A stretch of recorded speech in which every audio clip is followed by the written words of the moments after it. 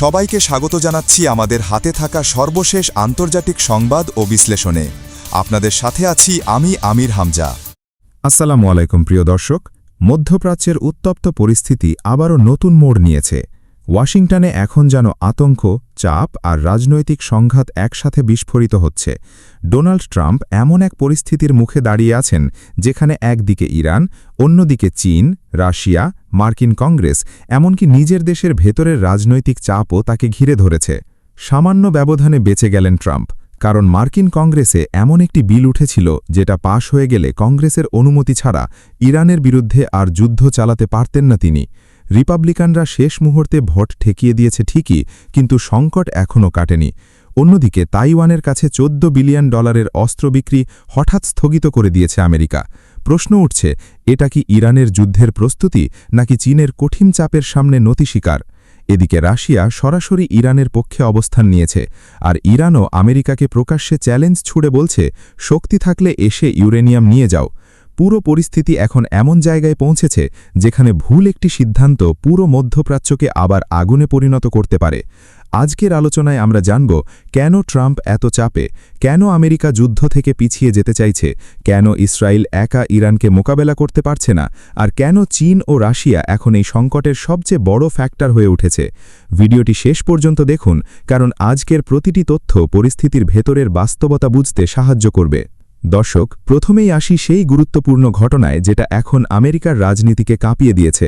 মার্কিন কংগ্রেসে এমন একটি প্রস্তাব আনা হয়েছিল যেখানে বলা হয়েছে কংগ্রেসের অনুমতি ছাড়া প্রেসিডেন্ট ডোনাল্ড ট্রাম্প ইরানের বিরুদ্ধে আর কোনো সামরিক অভিযান চালাতে পারবেন না। সিনেটে ইতোমধ্যেই এই প্রস্তাব পাশ হয়েছে, সেখানে ট্রাম্পপন্থীরা বড় ধাক্কা খেয়েছে। এরপর প্রতিনিধি পরিষদেও ভোটাভুটি হওয়ার কথা ছিল, কিন্তু শেষ মুহূর্তে রিপাবলিকানরা বুঝতে পারে তারা পর্যাপ্ত ভোট পাচ্ছে না, অর্থাৎ ভোট হলে বিলটি পাশ হয়ে যেতে পারত। তখন কৌশল করে ভোট জুন মাস পর্যন্ত স্থগিত করা হয়। এর মানে কি? এর মানে হচ্ছে ট্রাম্প প্রশাসন বুঝে গেছে ইরানের বিরুদ্ধে নতুন যুদ্ধ শুরু করলে আমেরিকার ভেতর থেকেই বিরোধিতা আরও বিস্ফোরিত হবে। কারণ বাস্তবতা হচ্ছে সাম্প্রতিক সংঘাতে আমেরিকা এবং ইসরায়েল যে ক্ষতির মুখে পড়েছে তা এখন ধীরে ধীরে প্রকাশ হচ্ছে। আগে যেসব তথ্য গোপন রাখা হচ্ছিল এখন সেগুলোর কিছু কিছু সামনে আসছে। ইসরায়েলের বিভিন্ন সামরিক ঘাঁটি, বিমান ঘাঁটি, প্রতিরক্ষা স্থাপনা ব্যাপক ক্ষতির মুখে পড়েছে। ইরানের ড্রোন এবং ক্ষেপণাস্ত্র হামলা শুধু প্রতীকী ছিল না, বরং কার্যকর ছিল। আর সবচেয়ে বড় বিষয় হচ্ছে ইসরায়েলকে বাঁচাতে গিয়ে আমেরিকাকেই সবচেয়ে বেশি খরচ বহন করতে হয়েছে। রিপোর্টে উঠে এসেছে ইরানের হামলা ঠেকাতে আমেরিকা ইসরায়েলের থেকেও বেশি ইন্টারসেপ্টর ব্যবহার করেছে, অর্থাৎ যুদ্ধটা কাগজে ইসরায়েলের সাথে হলেও বাস্তবে লড়াই করেছে আমেরিকা। এখন প্রশ্ন হচ্ছে, তাহলে ট্রাম্প কেন আবার যুদ্ধের হুমকি দিচ্ছেন? কারণ তিনি সরাসরি পিছু হটতেও পারছেন না। যদি পুরোপুরি যুদ্ধ থেকে সরে যান তাহলে বিশ্বজুড়ে বার্তা যাবে যে আমেরিকা ইরানের সামনে দুর্বল হয়ে গেছে। আবার যুদ্ধ শুরু করলেও নতুন বিপদের মুখে পড়তে হবে। কারণ আমেরিকার গোয়েন্দা রিপোর্টেই বলা হয়েছে ইরানের সামরিক সক্ষমতার বড় অংশ এখনও অক্ষত রয়েছে। যুদ্ধবিরতির এই সময়ে ইরান আরও অস্ত্র উৎপাদন করেছে, নতুন ড্রোন তৈরি করেছে, ক্ষেপণাস্ত্র মজুদ বাড়িয়েছে।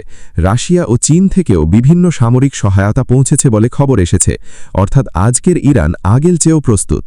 এই কারণেই ডোনাল্ড ট্রাম্প এখন প্রকাশ্যে শক্ত ভাষায় কথা বললেও ভেতরে ভেতরে আলোচনার পথ খুঁজছেন। পাকিস্তান, তুরস্ক সহ বিভিন্ন দেশের মাধ্যমে যোগাযোগ চলছে, কিন্তু বড় সমস্যা হচ্ছে ইরান নিজের অবস্থান থেকে এক চুলও সরছে না। ইরান স্পষ্ট জানিয়ে দিয়েছে তাদের ইউরেনিয়াম সমৃদ্ধকরণ কর্মসূচি বন্ধ হবে, ক্ষেপণাস্ত্র কর্মসূচিও চলবে। মধ্যপ্রাচ্যে মার্কিন ও ইসরায়েলি আগ্রাসন বন্ধ না হলে কোনো চুক্তিও হবে না। রাশিয়াও পরিষ্কার ভাষায় বলেছে ইরানের পরমাণু অধিকার রক্ষা করতেই হবে, অর্থাৎ আমেরিকা এখন এমন এক চাপে পড়েছে যেখানে তারা চুক্তি চায়, কিন্তু ইরান শর্ত ছাড়া কোনো সমঝোতা চায় না। এর মধ্যে আরেকটি বড় ধাক্কা এসেছে চীনের দিক থেকে। তাইওয়ানের কাছে $14 বিলিয়ন অস্ত্র বিক্রি স্থগিত করে দিয়েছে ট্রাম্প প্রশাসন। অফিসিয়ালভাবে বলা হচ্ছে ইরানের সাথে সম্ভাব্য যুদ্ধের জন্য এসব অস্ত্র আমেরিকার নিজস্ব রিজার্ভে রাখা দরকার।